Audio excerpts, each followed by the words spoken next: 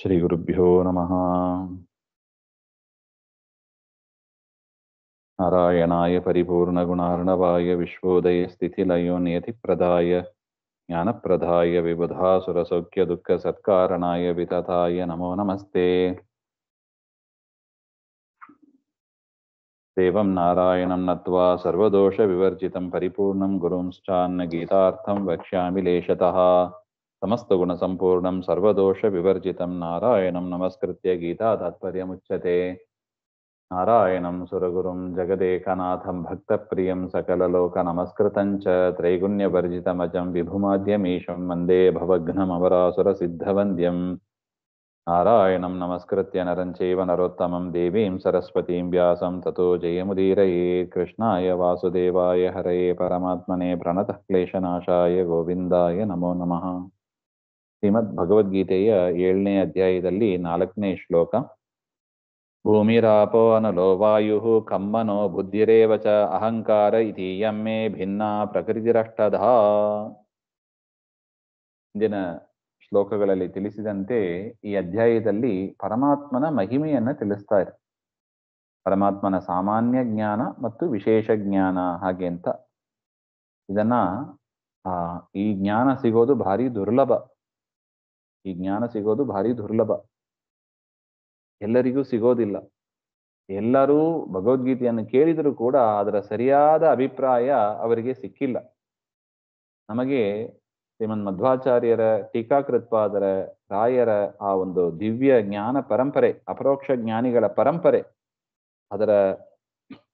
ಅವರ ಅನುಗ್ರಹದಿಂದ ಸರಿಯಾಗಿ ನಾವು ಅದನ್ನ ತಿಳಿಯೋಣ. ಏವಂ ಉಬೋದ್ಘಾತ ಮುಕ್ತ್ವಾ ಅಧುನಾ ಪ್ರಥಮ ಪ್ರತಿಜ್ಞಾತಂ ಜ್ಞಾನಪದ ಉಕ್ತಂ ಜ್ಞಾತವ್ಯಂ ತಾವದಾಹ ಭೂಮಿರಿತ್ಯಾದಿ. ಶ್ಲೋಕ ಚತುಷ್ಟಯೇನ, ಇಲ್ಲಿಂದ 4 ಶ್ಲೋಕಗಳಲ್ಲಿ 4, 5, 6, 7 ಇದರಲ್ಲಿ ಪರಮಾತ್ಮ ವಿಶೇಷವಾಗಿ ಜ್ಞಾನವನ್ನ ತಿಳಿಸಿಕೊಡ್ತಾ ಇದ್ದಾನೆ. ಪರಮಾತ್ಮನ ಮಹಿಮೆಯನ್ನು ತಿಳಿಸಿಕೊಡ್ತಾ ಇದ್ದಾನೆ. ಭೂಮ್ಯಾದಿ ಪಂಚಮಹಾಭೂತಾನಿ, ಭೂಮಿ ಮೊದಲಾದ ಪಂಚಮಹಾಭೂತಗಳು ಯಾವುದು? ಪೃಥಿವಿ, ಅಪ್, ತೇಜಸ್ಸು, ವಾಯು, ಆಕಾಶ ಹಾಗೆ ಅಂತ ಪಂಚಮಹಾಭೂತಗಳು. ಮನಸ್ತತ್ವ, ಬುದ್ಧಿತತ್ವ, ಮನಸ್ತತ್ವ, ಬುದ್ಧಿತತ್ವ 7 ಆಯ್ತು. ಅಹಂಕಾರ ಪದೇನ ಮಹತ್ತತ್ವಂ ಉಪಲಕ್ಷಣೀಯಂ. ಅಹಂಕಾರ ತತ್ವದಿಂದ ಮಹತ್ತತ್ವವನ್ನು ಕೂಡ ಇಟ್ಕೋಬೇಕು ಅಂತ. ಅಹಂಕಾರಶ್ಚೇತಿ ಚ ಶಬ್ದ ಅನ್ವಯ ಇತಿ ಏವಂ ಮದದೀನ ಪ್ರಕೃತಿ ಅಷ್ಟದಾ ಭಿನ್ನ. ನನ್ನ ಅಧೀನವಾದ ಈ ಪ್ರಕೃತಿ 8 ಭಾಗಗಳಾಗಿದೆ. ಅಂದ್ರೆ ಈ ಪಂಚಮಹಾಭೂತಗಳು, ಮಹತ್ತತ್ವ, ಬುದ್ಧಿತತ್ವ, ಅಹಂಕಾರ ತತ್ವ ಅಂತೆಲ್ಲ ಏನಿದೆ, ಇದೆಲ್ಲವೂ ಕೂಡ ಇದಕ್ಕೆ ರೂಟ್, ಮೂಲ ಕಾರಣ ಯಾವುದು ಅಂದ್ರೆ ಪ್ರಕೃತಿ. ಲಕ್ಷ್ಮಿಯಿಂದ ಅಭಿಮನ್ಯವಾದ ಆ ಪ್ರಕೃತಿಯಿಂದ 8 ಕೂಡ ಹುಟ್ಟಿದೆ ಹಾಗೆ ಅಂತ.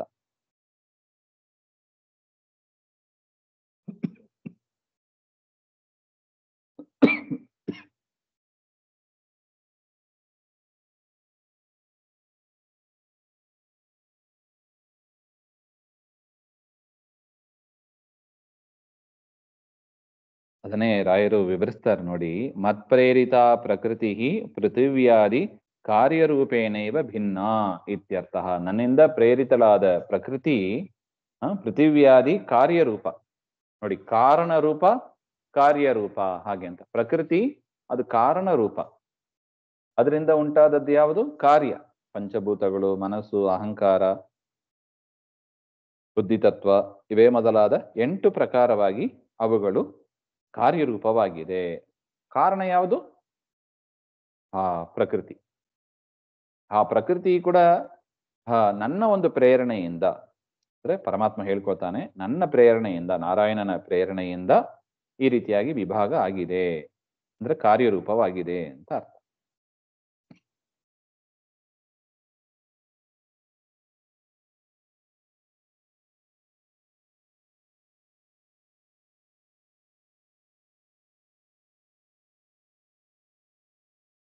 ಅಪರೇಯಂ ಅಮಿತಸ್ತ್ವನ್ಯಾಂ ಪ್ರಕೃತಿಂ ವಿದ್ಧಿ ಮೇ ಪರಾಂ ಜೀವಭೂತಾಂ ಮಹಾಬಾಹೋ ಯಯೇದಂ ಧಾರ್ಯತೆ ಜಗತ್. ನೋಡಿ, ಪರಮಾತ್ಮನ ಮಹಿಮೆ ಹೇಳ್ತೀನಿ ಅಂತ ಹೊರಟು ಪರಮಾತ್ಮ ಮೊದಲು ಹೇಳಿದ್ದೇನು? ಪ್ರಕೃತಿ. ಅದರ 8 ಗುಣಗಳು, 8 ಕಾರ್ಯಗಳು. ಇದನ್ನ ನಾನು ನಿಯಮನ ಮಾಡ್ತೇನೆ ಅಂತ ಪರಮಾತ್ಮ ಹೇಳಿಕೊತಾನೆ. ತದನಂತರ ನ ಕೇವಲ ಜಡ ಪ್ರಕೃತಿರೇವ ಸ್ವಕಾರ್ಯನ ಸಹ ಮಧ್ವಶ ಕಿಂತು ಬ್ರಹ್ಮಾದಿ ಜಗನ್ಮಾತ ಚಿತ್ ಪ್ರಕೃತಿರಪಿ ಇತ್ಯಾಹ ಅಪರೇತಿ. ಇದೇನೋ ಕೇವಲ ಜಡಭೂತವಾದ ಪಂಚಮಹಾಭೂತಗಳು ಮಹತ್ತತ್ವ, ಅಹಂಕಾರ ತತ್ವ, ಬುದ್ಧಿ ತತ್ವ ಅಂತ ತಿಳಿಬೇಡಿ. ಇದಕ್ಕೆ ಅಭಿಮಾನಿ ದೇವತೆಗಳು ಇದ್ದಾರೆ. ಆ ಪ್ರಕೃತಿಗೆ ಅಭಿಮಾನಿ ಯಾರು? ಮಹಾಲಕ್ಷ್ಮಿ. ಅದರಿಂದ ಜಡ ಪ್ಲಸ್ ಲಕ್ಷ್ಮಿ ಮತ್ತು ಬ್ರಹ್ಮಾದಿ ಸಕಲ ಜೀವರಾಶಿಗಳು ಅವರೆಲ್ಲರೂ ಕೂಡ ನನ್ನ ವಶದಲ್ಲೇ ಇದ್ದಾರೆ ಹಾಗೆ ಅಂತ ಪರಮಾತ್ಮ ಇಲ್ಲಿ ಹೇಳ್ತಾ ಇದ್ದಾನೆ. ಹರೇಹೇ ಪರತ್ವಂ ವಕ್ತಂ. ಈ ಶ್ಲೋಕದಲ್ಲಿ ಪರಮಾತ್ಮ ಏನ್ ಹೇಳ್ತಾನೆ? ತಾನೇ ಸರ್ವೋತ್ತಮ ಅಂತ ಹೇಳ್ತಾನೆ. ನಾವು ಹೇಳ್ತೀವಿ ನೋಡಿ, ಹರಿ ಸರ್ವೋತ್ತಮ, ಹರಿ ಸರ್ವೋತ್ತಮ. ಅಲ್ಲಪ್ಪ, ಎಲ್ಲಿ ಹೇಳಿದ್ದಾರೆ ಹರಿ ಸರ್ವೋತ್ತಮ? ಯಾರು ಹೇಳಿದ್ದಾರೆ?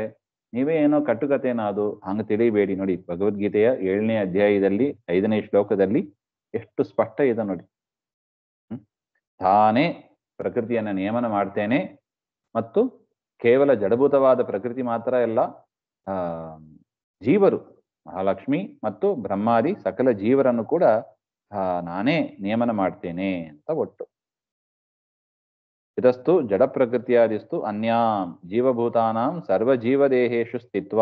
ಎಲ್ಲಾ ಜೀವರ ಒಳಗೂ ಇದ್ದು, ಲಕ್ಷ್ಮೀದೇವಿಯ ಒಳಗೂ ಇದ್ದು ಕೂಡ ಪರಮಾತ್ಮ ಪ್ರಾಣಾನ್ ತತ್ತದ್ದೇಹೇಶು ಧಾರಯತಿ.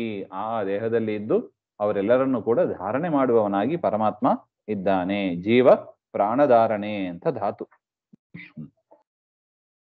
ಸಾಚ ಸಾ ಭೂತಾಚ ಸರ್ವದಾ ವಿದ್ಯಮಾನಾಚ ಜೀವಭೂತ ತಾಂ ಭೂಸತ್ತಾಯಾಮ್ ಇತಿ ಧಾತುಃ ಪ್ರಾಣಧಾರಕತ್ವೇನ ಸರ್ವದಾ ವಿದ್ಯಮಾನ ಇತ್ಯರ್ಥ. ಇದು ಯಾವುದೋ ಕೆಲವು ದಿವಸಗಳು, ಕೆಲವು ವರ್ಷಗಳು ಅಂತ ತಿಳಿಬೇಡಿ. ಸರ್ವದಾ, ಯಾವಾಗಲೂ ಈ ರೀತಿಯಾಗಿ ನಾನು ಸ್ವರೂಪದೇಹದ ಒಳಗೂ ಮೋಕ್ಷವನ್ನು ಹೊಂದಿದ ಮೇಲೂ ಕೂಡ ಸ್ವರೂಪದೇಹದ ಒಳಗೆ ಇದ್ದು ನಾನೇ ಅವರನ್ನ ಧರಿಸೋದು ಅಂತ ಅರ್ಥ. ಅಷ್ಟು ಮಾತ್ರ ಅಲ್ಲ, ಮೇ ಮದದೀನಾಂ ಪ್ರಕೃತಿಂ ಚಿತ್ ಪ್ರಕೃತಿ. ಚಿತ್ ಪ್ರಕೃತಿ ಅಂದ್ರೆ ಯಾರು? ಪ್ರಕೃತಿ ತತ್ವಕ್ಕೆ ಅಭಿಮಾನಿನಿಯಾದ ಮಹಾಲಕ್ಷ್ಮಿ ಅಂತ ನಾವು ನೋಡಿದ್ದೀವಿ. ಆ ಚಿತ್ ಪ್ರಕೃತಿಯನ್ನು ಕೂಡ ಮುಕ್ತಾ ಅಪಿ, ಅವಳು ನಿತ್ಯ ಮುಕ್ತಳು. ಅವಳಿಗೆ ಸಂಸಾರದ ಬಂಧನ ಇಲ್ಲ, ಪ್ರಾಕೃತ ಶರೀರದ ಬಂಧನ ಇಲ್ಲ, ನಿತ್ಯ ಮುಕ್ತಳು. ನಿತ್ಯ ಮುಕ್ತಳಾಗಿದ್ರೂ ಕೂಡ ಅವಳನ್ನ ನಾನು ನಿಯಮನ ಮಾಡ್ತೇನೆ. ಅದರಿಂದ ಲಕ್ಷ್ಮೀದೇವಿ ಇರಬಹುದು. ಇನ್ನು ಮೋಕ್ಷವನ್ನ ಪಡೆದ ಮುಕ್ತರು ಅಂತ ಯಾರಿದ್ದಾರೆ? ಏನೋ ಸಂಸಾರ ಅವಸ್ಥೆಯಲ್ಲಿ ನಮಗೂ ದೇವರಿಗೆ ಗಂಟು ಇದೆ, ನಾವು ಸಂಸಾರವನ್ನ ದಾಟಿದೇವಿ, ಅಪರೋಕ್ಷ ಜ್ಞಾನ ಪಡೆದಾಯಿತು, ಮೋಕ್ಷವನ್ನ ಪಡೆದಾಯಿತು, ವಾಸುದೇವ ರೂಪನ ಅನುಗ್ರಹದಿಂದ ಮೋಕ್ಷವನ್ನ ಪಡೆದಾಯಿತು, ಇನ್ನು ನಮಗೂ ದೇವರಿಗೂ ಸಂಬಂಧ ಏನು? ನಾವು ಬಾಡಿಗೆ ನಮ್ಮ ಇಷ್ಟಗೆ ಇರ್ಬೋದು, ದೇವರು ನಮ್ಮ ತಂಟೆಗೆ ಬರೋದಿಲ್ಲ ಅಂತ ತಿಳಿಬೇಡಿ ಅಂತಾರೆ ಕೃಷ್ಣ. ಮೋಕ್ಷವನ್ನ ಪಡೆದ ಮೇಲೂ ಕೂಡ ನಾವು ದೇವರ ಅನುಗ್ರಹದಿಂದಲೇ ಇರೋದು, ಸುಖವನ್ನು ಅನುಭವಿಸೋದು ಎಲ್ಲವನ್ನು ಮಾಡ್ತೀವಿ. ಅದರಿಂದ ದೇವರನ್ನ ಬಿಟ್ಟು ನಮ್ಮ ಅಸ್ತಿತ್ವ ಸಂಸಾರದಲ್ಲಿ ಆಗಲಿ ಮೋಕ್ಷಾವಸ್ಥೆಯಲ್ಲಿ ಆಗಲಿ ಅದು ಇರೋದೇ ಇಲ್ಲ ಅಂತ ಇದನ್ನ ತಿಳ್ಕೋ ಅಂತ ಅರ್ಜುನನಿಗೆ ಹೇಳ್ತಾ ಇದ್ದಾನೆ. ಅದರಿಂದ ಯಾವ ದೇಶದಲ್ಲಿ, ಯಾವ ಕಾಲದಲ್ಲಿ ನಾವಿದ್ದರೂ ಕೂಡ ಪರಮಾತ್ಮನ ಅನುಗ್ರಹದಿಂದಲೇ ಇಷ್ಟು ನಾವು ಬ್ರಾಡ್ ಸೆನ್ಸ್ ಅಲ್ಲಿ ದೇವರನ್ನ ಅರ್ಥ ಮಾಡ್ಕೊಂಡ್ಬಿಟ್ರೆ, ಇನ್ನು ಉಳಿದ ಮನೆಯಲ್ಲಿ ಇರತಕ್ಕ ಬಂಧು ಬಾಂಧವರು ಅದು ಎಷ್ಟು ಲಿಮಿಟೆಡ್ ಆಸ್ಪೆಕ್ಟ್ ಅಲ್ಲಿ ನಾವು ಇದ್ದೀವಿ ನೋಡಿ. ಅಂದ್ರೆ ಅದೇನ್ ಬ್ಯೂಟಿ ಅಂದ್ರೆ, ಅವರ ಮೇಲೆ ನಾವು ಹೆಚ್ಚು ಪ್ರೀತಿ ಮಾಡ್ತೀವಿ, ದೇವರನ್ನ ಅಷ್ಟು ಪ್ರೀತಿ ಮಾಡೋದಿಲ್ಲ. ಯದ್ಯಪಿ ಇವರು ಲಿಮಿಟೆಡ್ ಟೈಮ್ ನಮ್ಮ ಜೊತೆಗೆ ಇರ್ತಾರೆ. ಪ್ರೀತಿ ಮಾಡಬೇಕು, ಪ್ರೀತಿ ಮಾಡಬಾರ್ದು ಅಂತ ಹೇಳಲ್ಲ, ಮನೆಯಲ್ಲಿ ಇರುವವ್ರ ಜೊತೆಗೆ ಪ್ರೀತಿ ಸ್ನೇಹದಿಂದ ಇರಬೇಕು. ಆದ್ರೆ ಇಲ್ಲಿ ಮನೆಯಲ್ಲಿ ಇರುವವ್ರ ಜೊತೆಗೆ ಎಷ್ಟು ಪ್ರೀತಿ ಸ್ನೇಹವನ್ನ ಮಾಡ್ತೀವಿ, ಅದಕ್ಕಿಂತ ಹೆಚ್ಚು ಪ್ರೀತಿಯನ್ನ ನಾವು ದೇವರಲ್ಲಿ ಮಾಡಬೇಕು. ಯಾಕೆ? ದೇವರು ಎಲ್ಲಾ ಕಾಲದಲ್ಲೂ ಎಲ್ಲಾ ದೇಶದಲ್ಲೂ ನಮ್ಮ ಜೊತೆಗೆ ಇರ್ತಾನೆ. ಅವನು ಇಲ್ಲದಿದ್ರೆ ನಾವು ಇರ್ಲಿಕ್ಕೂ ಸಾಧ್ಯ ಇಲ್ಲ ಎಂಬ ಒಂದು ಪರಿಸ್ಥಿತಿಯನ್ನ ಹೇಳಿದಾಗ, ಅಂಥ ದೇವರಲ್ಲಿ ಎಷ್ಟು ಪ್ರೀತಿಯನ್ನ ಸ್ನೇಹವನ್ನ ನಾವು ಮಾಡಬೇಕು ಅಂತ ನಾವು ಊಹೆ ಮಾಡಬಹುದು. ಈ ರೀತಿಯಾಗಿ ಪ್ರಕೃತಿಯನ್ನು ಕೂಡ ಮತ್ತು ಮೋಕ್ಷವನ್ನ ಪಡೆದ ಮುಕ್ತರನ್ನು ಕೂಡ ನಾನು ನಿಯಮನ ಮಾಡ್ತೇನೆ, ನನ್ನ ಅನುಗ್ರಹದಿಂದಲೇ ಅವರೆಲ್ಲರೂ ಇದ್ದಾರೆ ಅಂತ ಒಟ್ಟು. ಪರಾಂ ಉತ್ತಮಾನ್ ವಿದ್ಯೆ. ಅದರಿಂದ ಪರಾಂ ನೋಡಿ ಬಂತು ನೋಡಿ, ಪರ ಅಂದ್ರೆ ಏನು? ಉತ್ತಮ. ಲಕ್ಷ್ಮೀದೇವಿಗಿಂತಲೂ ನಾನು ಉತ್ತಮ, ಮೋಕ್ಷವನ್ನ ಪಡೆದ ಜೀವರಿಗಿಂತಲೂ ನಾನು ಉತ್ತಮ ಅಂತ ತಿಳಿ ಅಂತ ಅರ್ಜುನನಿಗೆ ಹೇಳ್ತಾನೆ. ಅದರಿಂದ ಜೀವ ಬ್ರಹ್ಮ ಒಂದು ಅಂತ ಹೇಳೋದು. ಮೋಕ್ಷವನ್ನು ಹೊಂದಿದ ಮೇಲೆ ಜೀವ ಬ್ರಹ್ಮರು ಒಂದಾಗ್ಬಿಡ್ತಾರೆ. ನಾನು ಜೀವ ಬೇರೆ ಇಲ್ಲ, ಪರಮಾತ್ಮ ಬೇರೆ ಇಲ್ಲ, ಎಲ್ಲ ಜ್ಯೋತಿ ಆಗ್ಬಿಡ್ತಾರೆ. ಕೆಲವರೆಲ್ಲ ಹಂಗೆ ಹೇಳೋದು ಉಂಟು. ಪರಮಾತ್ಮ ಅದು ಏನೋ ಒಂದು ಜ್ಯೋತಿ ಅಂತೆ, ಮೋಕ್ಷವನ್ನು ಹೊಂದೋದಂದ್ರೆ ಆ ಜ್ಯೋತಿಯಲ್ಲಿ ಹೋಗಿ ಎಲ್ಲರೂ ಸೇರ್ಕೊಂಡ್ಬಿಡೋದಂತೆ. ಪ್ರಮಾಣ ಎಲ್ಲಿದೆ ಅದಕ್ಕೆ? ನೋಡಿ, ಇದನ್ನೇ ಹೇಳಿದ್ದು. ನಾವು ಯಾವುದೇ ವಿಚಾರ ನಾವು ನೋಡಿದರೆ ನಾವು ಹೇಳ್ಬೋದು, ಮೋಕ್ಷ ಏನೆಂಬುದು ಯಾರು ಕಂಡಿಲ್ಲ, ಕೇಳಿಲ್ಲ, ನೋಡಿಲ್ಲ, ಅನುಭವಿಸ್ಲಿಲ್ಲ, ಅಪರೋಕ್ಷ ಜ್ಞಾನವೂ ಆಗ್ಲಿಲ್ಲ. ಹಾಗಿರುವಾಗ ಜ್ಯೋತಿ ಜೊತೆಗೆ ಹೋಗಿ ಸೇರೋದು ಹಾಗೆಂದ್ರೆ ಎಲ್ಲಿದೆ ಪ್ರಮಾಣ? ನೋಡಿ, ಕೃಷ್ಣ ಎಷ್ಟು ಚೆನ್ನಾಗಿ ಹೇಳ್ತಾನೆ ನೋಡಿ. ವಾಸುದೇವನಲ್ಲಿ ಲಯ ಅಂತ ಹರಿಕಥಾಂಸಾರದಲ್ಲಿ ಹೇಳಿದ್ರು ನೋಡಿ. ದೇವತೆಗಳು, ಎಲ್ಲಾ ಮನುಷ್ಯರು ದೇವತೆಗಳಲ್ಲಿ ಲಯ ಹೊಂದುತ್ತಾರೆ. ಮೋಕ್ಷಕ್ಕೆ ಯೋಗ್ಯರಾದವರು ಅವರು ವಾಸುದೇವ ರೂಪಿ ಪರಮಾತ್ಮನಲ್ಲಿ ಲಯವನ್ನು ಹೊಂದುತ್ತಾರೆ. ಅದನ್ನು ಜ್ಯೋತಿ ಗೀತಿಲ ಎಲ್ಲಿ ಬಂತು? ಪರಮಾತ್ಮನೇ ಜ್ಯೋತಿ. ಹಂಗೆ ಬೇಕಾದ್ರೆ ಹೇಳ್ಬೇಕು. ನೀವು ಜ್ಯೋತಿ ಶಬ್ದದಿಂದ ಯಾರನ್ನ ಹೇಳ್ಬೇತೀವಿ? ಯಾವುದೋ ಒಂದು ದೀಪ ಗೀಪ ತೋರಿಸಿ ಹೇಳೋದಲ್ಲ. ಜ್ಯೋತಿ ಅಂದ್ರೆ ಪರಮಾತ್ಮನೇ, ಪರಮಾತ್ಮನಲ್ಲೇ ಲಯ ಹೊಂದಬೇಕು. ಯಾವ ಕಾರಣದಿಂದ ಪರಮಾತ್ಮ ಲಕ್ಷ್ಮೀದೇವಿಗೂ ಆಶ್ರಯನಾಗಿದ್ದಾನೆ, ಮೋಕ್ಷವನ್ನ ಪಡೆದ ಮೇಲೆ ಎಲ್ಲಾ ಜೀವರಿಗೂ, ಬ್ರಹ್ಮಾದಿ ಸಕಲ ಜೀವರಿಗೂ ಆಶ್ರಯನಾಗಿದ್ದಾನೆ. ಅದರಿಂದ ಅವನೇ ಸರ್ವೋತ್ತಮನಾಗಿದ್ದಾನೆ. ಹೌದು ತಾನೆ? ಈಗ ಮನೆಯಲ್ಲಿ ಮನೆ ಯಜಮಾನ ದೊಡ್ಡವ. ಯಾಕೆ? ಹೆಂಡತಿ ಮಕ್ಕಳು ಎಲ್ಲರಿಗೂ ಆಶ್ರಯಪ್ರದನಾಗಿದ್ದಾನೆ. ಅದರಿಂದ ಅವನು ಹೆಡ್ ಆಫ್ ಫ್ಯಾಮಿಲಿ ಅಂದ್ರೆ ನಾವು ಯಾರನ್ನು ಹೇಳ್ತೀವಿ? ಯಜಮಾನನ್ನೇ ಹೇಳ್ತೀವಿ. ಹೇಗೋ ಅದೇ ತರ ಹೆಡ್ ಆಫ್ ಯೂನಿವರ್ಸ್. ಸರ್ವೋತ್ತಮ ಅಂದ್ರೆ ಏನು? ಅಷ್ಟೇ ಅರ್ಥ. ಹೆಡ್ ಆಫ್ ಯೂನಿವರ್ಸ್ ಯಾರು? ಕೃಷ್ಣನೇ ಆಗಬೇಕು, ಪರಮಾತ್ಮನೇ. ನೋಡಿ, ಪರಾಮ್ ಅಂತ ಎಷ್ಟು ಚೆನ್ನಾಗಿ ಪದ ಇದೆ ನೋಡಿ. ವಿದ್ಧಿಮೇ ಪರಾಮ್, ಹರಿ ಸರ್ವೋತ್ತಮ ಅಂತ ತಿಳಿ, ಕೃಷ್ಣ ಸರ್ವೋತ್ತಮ ಅಂತ ತಿಳಿ. ಎಲ್ಲಿ ಬಂದಿದೆ ಈ ವಿಚಾರ? ಭಗವದ್ಗೀತೆಯಲ್ಲೇ ಬಂದಿದೆ. ನಾವು ಮಕ್ಕಳಿಗೆ ಕೇಳಿದ್ರೆ ಹೇಳ್ಬೇಕು, ಏನಮ್ಮ ಹರಿ ಸರ್ವೋತ್ತಮ ಅಂತ ಹೇಳ್ತಿ, ಎಲ್ಲಿ ಬಂದಿದೆ ಈ ವಿಚಾರ ಎಲ್ಲ? ನೀನ್ ಕಟ್ಟುಕತೆ ನಿಮ್ದು ಹಾಗೆ ಅಂತ. ಇಲ್ಲಪ್ಪ, ಭಗವದ್ಗೀತೆಯಲ್ಲೇ ಬಂದಿದೆ ಅಂತ ತೋರಿಸುವ ಅಷ್ಟಾದ್ರೂ ನಾವು ತಯಾರಾಗಬೇಕು ಅಂತ ಒಟ್ಟು. ಒಂದೆಂದು ಏತದ್ ಯೋನೀನಿ ಭೂತಾನಿ ಸರ್ವಾಣಿ ಇತ್ಯುಪಧಾರಯ ಅಹಂ ಕೃತ್ಸ್ನಸ್ಯ ಜಗತಃ ಪ್ರಭವ ಪ್ರಳಯಸ್ತಥಾ. ಈ ರೀತಿಯಾಗಿ ಮೊದಲನೇ ಶ್ಲೋಕದಲ್ಲಿ ಅಂದ್ರೆ 4ನೇ ಶ್ಲೋಕದಲ್ಲಿ ಪರಮಾತ್ಮ ಏನ್ ಹೇಳಿದ್ದು? ಇಡೀ ಜಗತ್ತು ಆ ಪ್ರಕೃತಿಯಿಂದ ಹುಟ್ಟಿದ್ದು, ಆ ಪ್ರಕೃತಿ ಮತ್ತು ಪ್ರಕೃತಿಯಿಂದ ಹುಟ್ಟಿದ ಎಲ್ಲವನ್ನು ಕೂಡ ನಾನೇ ನಿಯಮನ ಮಾಡ್ತೇನೆ ಅಂತ ಜಡದ ಬಗ್ಗೆ ಹೇಳಿ, ಮುಂದಿನ ಶ್ಲೋಕದಲ್ಲಿ 5ನೇ ಶ್ಲೋಕದಲ್ಲಿ ದೇವತೆಗಳು, ಆ ಜಡಕ್ಕೆ ಅಭಿಮಾನಿಯಾದ ಲಕ್ಷ್ಮೀದೇವಿ ಇರಬಹುದು, ತತ್ವಾಭಿಮಾನಿ ದೇವತೆಗಳು ಇರಬಹುದು, ಮೋಕ್ಷವನ್ನು ಪಡೆದ ಜೀವರು ಇರಬಹುದು, ಆ ಎಲ್ಲಾ ಜೀವರಿಗಿಂತಲೂ ನಾನೇ ಉತ್ತಮನಾಗಿದ್ದೇನೆ. ವಿದ್ಧಿ ಮೇ ಪರಾಂ. ನೋಡು, ಇಲ್ಲಿಂದ ನಮಗೇನ್ ಸ್ಪಷ್ಟ ಆಯ್ತು?